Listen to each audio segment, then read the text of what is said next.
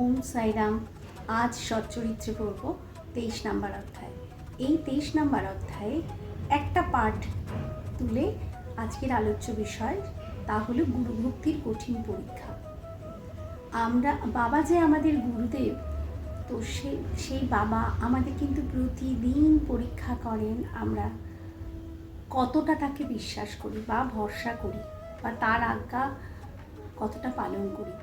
দ্বারকামায় অর্থাৎ মসজিদে একসময় এক ভদ্রলোক একটা পাঁঠা নিয়ে এসেছিল।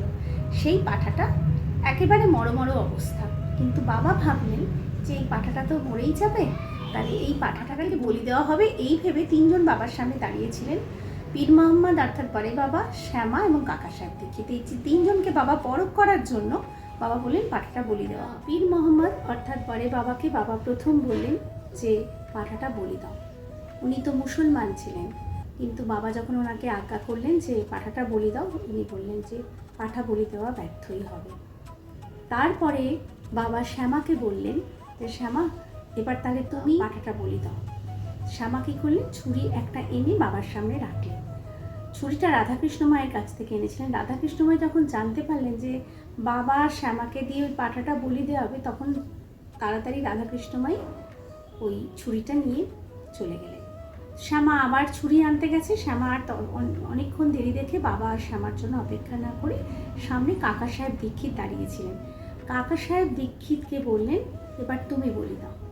কাকা সাহেব দীক্ষিত ষাঠেপাড়া থেকে একটা ছুরি নিয়ে এসে বাবার আদেশের জন্য অপেক্ষা করছে, এরকম মানে হাত ছুরিটা তুলে দাঁড়িয়ে আছে, কখন বাবা বলবেন মারো, তখন কাকা সাহেব দীক্ষিত বলিটা দেবেন।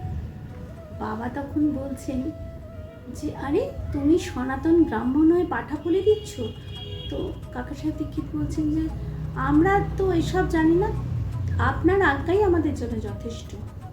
এদিকে কাকা সাহেব দীক্ষিত সনাতন ব্রাহ্মণ হয়ে বলি দিতে রাজি হলেন, ওদিকে পীর মোহাম্মদ অর্থাৎ বড়ে বাবা তিনি মুসলমান হয়ে পাঁঠা বলি দিতে রাজি হলেন না।